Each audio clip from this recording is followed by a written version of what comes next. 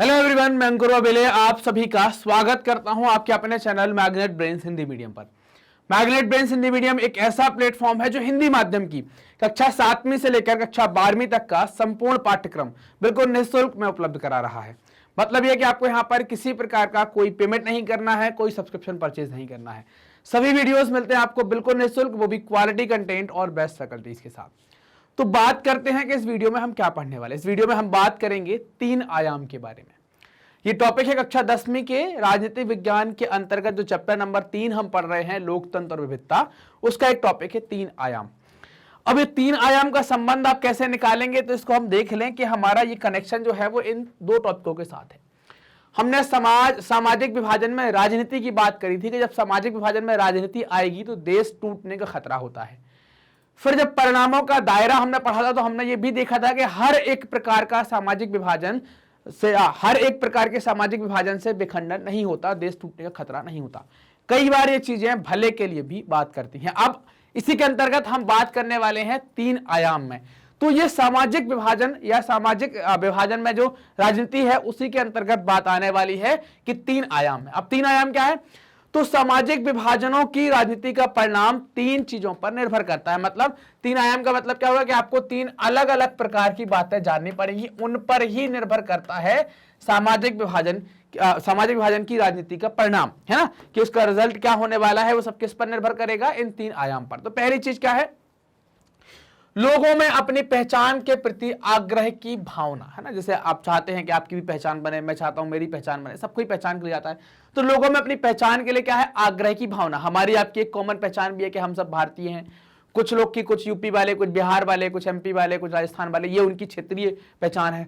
उसमें भी कुछ उनका क्षेत्र आएगा जिस इलाके से। ऐसी पहचान होती है, पहचान के लिए उनकी आग्रह की भावना। अगर लोग खुद को सबसे विशिष्ट और अलग मानने लगते हैं तो उनके लिए दूसरों के साथ तालमेल बैठाना बहुत मुश्किल हो जाता है। आपने कई बार सुना होगा ना कि यार वो नेता बड़ा जमीनी है, उससे बड़ा मिलना आसान है, गले में हाथ डालो मिल लो। अरे यार बोले वो तो बहुत टफ है, मिल ही नहीं पाते। जब आप अपने आप को विशिष्ट मानना, स्पेशल मानना स्टार्ट कर देंगे तो फिर आप दूसरे सामान्य लोगों से मिलना बंद कर देंगे, कटना स्टार्ट कर देंगे। तो फिर आपका और उनके साथ तालमेल कैसे बैठाएं? मतलब आप तो क्या है, एकदम क्रीज वाले पैंट शर्ट पहनकर आ गए, बोले यार हम नहीं बैठेंगे, हम ऐसे नहीं बैठेंगे, हमारा पैंट नहीं मोड़ना चाहिए, हम चाय ये वाली पियेंगे, कॉफी वो वाली पियेंगे। और एक वो होता है वो कहीं आया, धरती में ही बैठ गया, जमीन पर बैठ गया, बोले चलो साथ में ही चाय कुल्हड़ में मार देते, पी ली और चले गए। तो वो क्या हो गया? उसको जो सबसे मिलता जुलता है उसको क्या है, उसने अपने आप को सामान्य बनाकर रखा है, तो उसका और दूसरे लोगों के साथ तालमेल आसान होगा। लेकिन जिसने अपने आप को स्पेशल बना लिया है उसका तालमेल आसान नहीं होगा। उदाहरण के लिए, जब तक उत्तरी आयरलैंड के लोग खुद को सिर्फ प्रोटेस्टेंट या कैथोलिक के तौर पर देखते रहेंगे तब तक उनका शांत हो पाना संभव नहीं है, चाहे कितने भी शांति समझौते कर लें। फिर क्या करें? सवाल आएगा, फिर हम क्या करें? अगर लोग अपनी बहुस्तरीय पहचान के प्रति सचेत हैं तो उन्हें राष्ट्रीय पहचान का हिस्सा या सहयोगी मानते हैं, तब कोई समस्या नहीं होगी। बहुस्तरीय पहचान क्या हो गई? अगर हम आपकी बात करें, मतलब हम अपनी बात की करें तो हम क्या हैं? भारतीय हैं, है ना। हम भारतीय हैं। भारतीय होने के साथ साथ हमारी क्या पहचान आएगी? भारतीय होने के साथ साथ पहचान आएगी कि भाई हम लोग क्या हैं, हम अपने अपने क्षेत्र के हैं। जैसे कोई मध्य प्रदेश का है, कोई गुजराती है, कोई मराठी है, ये पहचान है।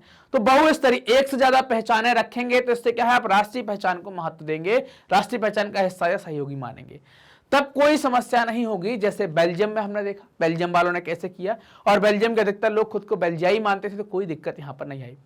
जब वे डच और जबकि क्या है, जबकि वे लोग डच बोल रहे हैं, कोई जर्मन बोल रहे हैं, कोई फ्रेंच बोल रहे हैं, तब भी कोई दिक्कत नहीं। हमारे देश में भी ऐसा नजरिया आपको देखने को मिलता है कि लोग अपने आप को भारतीय मानते हैं, जबकि भारत में भी गुजराती, मराठी, तेलुगु, कन्नड़, मलयालम, है ना, बंगला, असमिया, डोंगरी, कश्मीरी, विभिन्न प्रकार की भाषाएं बोलते हैं, अलग अलग प्रकार से लोग रहते हैं। उसके बाद भी लोग अपने आप को भारतीय मानते हैं। तो हमारे यहाँ पर भी क्या है, बहुस्तरीय पहचान के बाद भी हमने राष्ट्रीय पहचान को महत्व दिया है, इस कारण से हम सबको सहयोगी मानते हैं। क्लियर है बात यहां तक की? देखो, तो अब जो बात करने वाले हैं हम, अब देखें आप, दूसरी महत्वपूर्ण चीज क्या है? तो दूसरी महत्वपूर्ण चीज है किसी समुदाय की मांगों को, है ना, किसी समुदाय की जो मांगे हैं किसी समुदाय की मांगों को राजनीतिक दल कैसे उठा रहे हैं, इसके बारे में जानना है।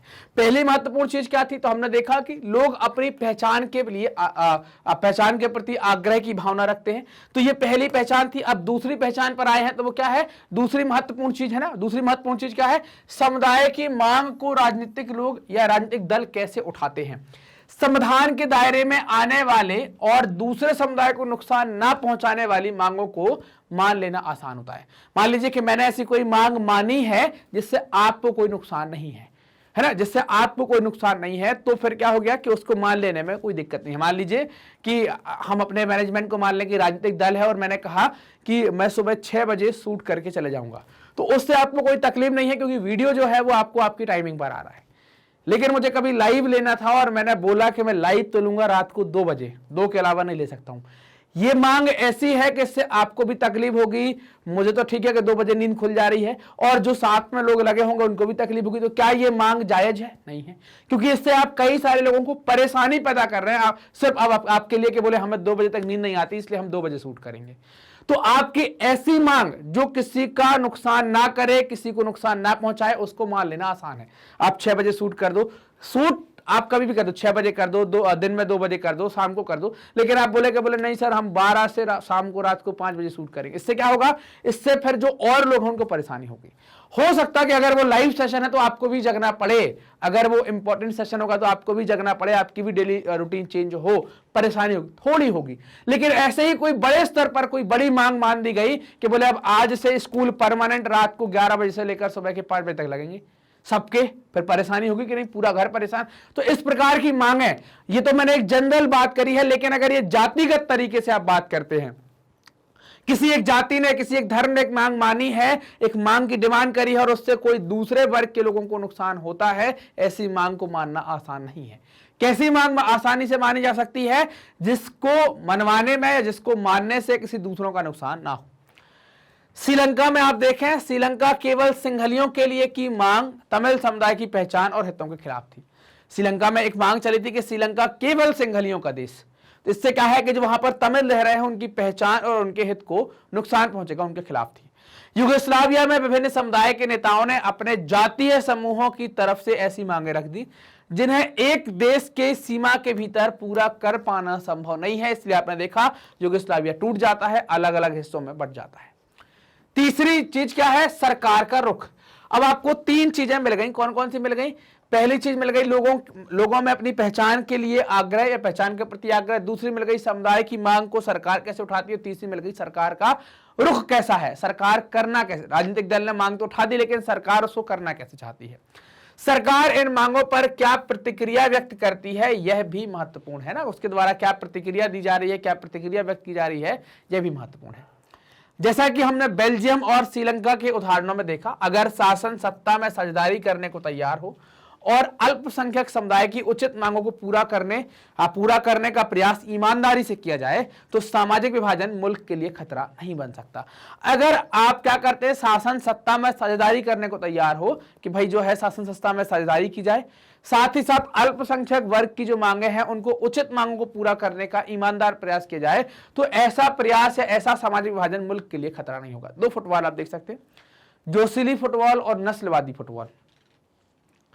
इसमें आप देख पा रहे हैं कि सभी, कहीं सफेद कहीं काला, सब साथ में रह रहे हैं, जोशीली है। नस्लवाद में आप देख पा रहे हैं काला एक तरफ कर दिया, सफेद एक तरफ कर दिया, श्वेत अश्वेत का कॉन्सेप्ट, काला मतलब अश्वेत और सफेद मतलब श्वेत। तो ये इससे क्या हो रहा है, कौन सी सुंदरता ज्यादा लग रही है, ये सुंदर लग रही है कि ये सुंदर लग रही है, ये सुंदर लग रही है। तो अगर इस तरीके से हम समाज को तैयार करेंगे, सभी लोग मिलकर रहें कि विभाजन तो है, आपको दिख रहा है कि ये काला अलग है, ये विभाजन है, लेकिन फिर भी वो गोरों के साथ है, ये गोरा अलग दिख रहा है लेकिन ये भी कालों के संपर्क में है। तो इससे क्या होता है कि आप अलग तो हैं लेकिन सबके साथ हैं, ये चीज क्या है, खूबसूरती बढ़ा देती है किसी भी देश की। अगर शासन राष्ट्रीय एकता के नाम पर किसी ऐसी मांग को दबाना शुरू कर देता है जो अक्सर उल्टे और नुकसानदेह परिणाम ही निकालते हैं, मतलब अगर आप, तो फिर क्या होगा कि शासन क्या करता है, राष्ट्रीयता के आधार पर ऐसी मांगों को दबाना चालू करते हैं जो हमेशा नुकसान करते हैं, उल्टे परिणाम निकालते हैं। ताकत के दम पर एकता बनाए रखने की कोशिश अक्सर विभाजन की ओर ले जाती है। आप ताकत के दम पर देश में एकता बहुत लंबे समय तक नहीं रख सकते। एकता रखने के लिए आपको लोगों के बीच में एकता की भावना डेवलप करनी पड़ेगी, तभी देश में एकता हो पाएगी। फोटो देखिए, आप देख पा रहे हैं कि एक बच्ची है, एक नेताजी है, तो आपके कहने का मतलब है कि बड़े विभाजन की जगह अनेक छोटे विभाजन लाभकर होते हैं। और आपके कहने का यह भी मतलब है कि राजनीति एकता पैदा करने वाली शक्ति है। तो राजनीति जो है वो एकता पैदा करने वाली शक्ति है, क्योंकि उसके माध्यम से आप लोगों के बीच में एकता की भावना पैदा कर देंगे। इससे लोग क्या है, एक हो जाएंगे, जुड़ जाएंगे। लेकिन जबरदस्ती करेंगे तो फिर देश टूट सकता है। इस तरह किसी देश में सामाजिक विभिन्नताओं पर जोर देने की बात को हमेशा खतरा मानकर नहीं चलना चाहिए ना, हमेशा आप खतरा ना माने उसको। लोकतंत्र में सामाजिक विभाजन की राजनीतिक अभिव्यक्ति एक सामान्य बात है ना। राजनीतिक अभिव्यक्ति जो है सामान्य बात है। यह एक स्वस्थ राजनीति का लक्षण भी होता है ना, एक जो अच्छी राजनीति हो रही है उसका एक प्रमुख लक्षण भी है ये। इसी से विभिन्न छोटे सामाजिक समूहों हाशिए पर पड़ी जरूरतों और परेशानियों को जाहिर कर पाते हैं। किसके माध्यम से? जब ये विभाजन के आधार पर छोटे छोटे दल उनकी बात रखते हैं तो उनकी जो हाशिए पड़े हैं, उनकी जरूरतें हैं, उनकी मांग उठ पाती है, वो अपनी परेशानियां जाहिर कर पाते हैं और सरकार का ध्यान अपनी तरफ खींच पाते हैं और अपने विकास में अपने लिए कुछ योजनाएं बनवा पाते हैं। राजनीति में विभिन्न तरह के सामाजिक विभाजनों की अभिव्यक्ति ऐसे विभाजन के बीच संतुलन पैदा करने का काम करती है। अब आपको समझ में आया कि ये क्या हो रहा है? विभाजन हर बार नुकसानदायक हो ऐसा नहीं होगा, है ना। विभाजन जो है वो हर बार नुकसानदायक हो ऐसा नहीं होगा, हमने देखा यहां पर। क्योंकि इसके माध्यम से क्या हो पा रहा है, इन सब के माध्यम से कई बार उनकी जो पिछड़ेपन की चीजें हैं, उनकी जो वंचित चीजें हैं, उनकी मांग वो रख पा रहे हैं, इससे उनका भला हो पा रहा है। इसके चलते कोई भी सामाजिक विभाजन एक हद से ज्यादा उग्र नहीं हो पाता है ना, बहुत लंबे समय तक बहुत उग्र नहीं हो पाएगा। इस स्थिति से लोकतंत्र क्या है, और मजबूत होता है ना, लोकतंत्र में और मजबूती आती है। पर विभिन्नता के प्रति सकारात्मक नजरिया रखना और सभी चीजों को समाहित करने की इच्छा रखना इतना आसान मामला नहीं है। मतलब विभिन्नताओं के बीच सबको समा लेना, सबको समाहित करने की इच्छा रखना बहुत आसान, सबकी अलग अलग है, बहुत मुश्किल से आप सबको साथ ला पाएंगे। जो लोग खुद को वंचित, उपेक्षित और भेदभाव का शिकार मानते हैं, उन्हें अन्याय के लिए संघर्ष करना होता है, उन्हें आवाज उठानी पड़ती है, धीरे धीरे अपनी आवाज उठाते हैं, तब जाकर उनका समुदाय इन सब से बच पाता है, वंचित होने से, उपेक्षित होने से और भेदभाव के शिकार होने से। ऐसी लड़ाई अक्सर लोकतांत्रिक रास्ता ही अख्तियार करती हैं। मतलब आपको लोकतांत्रिक देशों में इस प्रकार की लड़ाइयां देखने को मिलेंगी कि वो दबे कुचले वंचित लोगों के लिए बात करें। लोग शांतिपूर्ण और संवैधानिक तरीकों से अपनी मांग को उठाते हैं और चुनाव के माध्यम से उसके लिए दबाव बनाते हैं और उसका समाधान पाने का प्रयास भी लोगों के द्वारा किया जाता है। तो ये तीनों आयाम में हमने देखा कि हर बार जो सामाजिक विभाजन है वो नुकसानदायक नहीं है। जरूरी है कि लोग अपनी पहचान के प्रति आग्रह की भावना रखते हैं। दूसरा हमने देखा कि राजनीतिक दल का रुख क्या है। तीसरा हमने देखा कि राजनीतिक दल कैसे मुद्दे को उठाते हैं और तीसरा हमने देखा कि सरकार का रुख क्या है। और यह भी यहां पर जाना कि जो सामाजिक विभाजन है उस आधार पर समाज जो है, जो दबा कुचला वंचित है, वो अपनी मांग रखता है, अपनी परेशानियां जाहिर करता है और वोट के माध्यम से दबाव बनाते हैं अपनी इन सब जरूरतों को पूरा करने के लिए। कई बार सामाजिक असमानताएं इतनी ज्यादा गैर बराबरी और अन्याय वाली होती हैं कि उनको स्वीकार करना बहुत मुश्किल हो जाता है, कि आप ऐसी चीजों को स्वीकार नहीं कर सकते। ऐसी गैर बराबरी और अन्याय के खिलाफ होने वाला संघर्ष कई बार हिंसा का रास्ता भी अपना लेता है और शासन के खिलाफ उठ खड़ा होता है। ये भी आपने देखा, कई बार हिंसा हो जाती है। इतिहास बताता है कि ऐसी तमाम गड़बड़ियों की पहचान करने और विविधता को समाहित करने का लोकतंत्र ही सबसे अच्छा तरीका है। लोकतंत्र में ही आप सब चीजों को समा सकते हैं। तो चैप्टर का नाम क्या है? लोकतंत्र और विविधता। तो लोकतंत्र में ऐसी विभिन्न चीजों को आप समाहित कर सकते हैं, इसलिए हम इसमें विविधता की बात यहां पर कर रहे हैं। आप जानते हैं कि मैग्नेट ब्रेन्स अपने हाई क्वालिटी कंटेंट और फ्री एजुकेशन के लिए जाना जाता है। मतलब अब आपको अच्छे कंटेंट के लिए जो बहुत व्यवस्थित तरीके से बनाया गया, उसके लिए किसी प्रकार का पेमेंट नहीं करना है। सभी वीडियोस आपको बिल्कुल निःशुल्क मिलेंगे। हम क्या क्या ऑफर करते हैं, ये हमारे टॉप कोर्सेस हैं। सीबीएसई इंग्लिश मीडियम जिसमें हम एनसीईआरटी की बुक कवर करते हैं, हिंदी मीडियम जिसमें हम एनसीईआरटी ही कवर करते हैं, जो एमपी बोर्ड, यूपी बोर्ड, इन सब राज्यों के लिए बहुत बेनिफिशियल है और सीबीएसई स्कूल के लिए भी। इसके अलावा आप देखें कि हम CUET, NTSC, olympiad, spoken, UP और बिहार बोर्ड, सारे कोर्स आपको बिल्कुल निःशुल्क मिलते हैं। किसी भी वीडियो के लिए कोई पेमेंट नहीं है। यूट्यूब पर देख सकते हैं, वेबसाइट पर देख सकते हैं, एप्लीकेशन पर देख सकते हैं, सब जगह बिल्कुल निःशुल्क है, कोई पेमेंट आपको नहीं करना है। आप हमसे कनेक्ट हो सकते हैं यूट्यूब, फेसबुक, इंस्टा, ट्विटर और टेलीग्राम के माध्यम से। मतलब आप यहां पर जुड़ेंगे तो जुड़ने से क्या होगा, कोई नई चीज होने वाली है तो उसकी इंफॉर्मेशन आपको वहां पर मिल जाएगी। ये वीडियो आप देख रहे हैं मैग्नेट ब्रेन्स के Hindi channel magnet brains Hindi medium पर, तो चैनल को सब्सक्राइब करें, वीडियो को लाइक करें, अपने दोस्तों के साथ शेयर करें।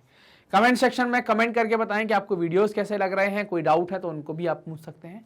मिलते हैं अगले वीडियो में, तब तक अपना ख्याल रखिए, पढ़ते रहिए, मस्त रहिए। धन्यवाद।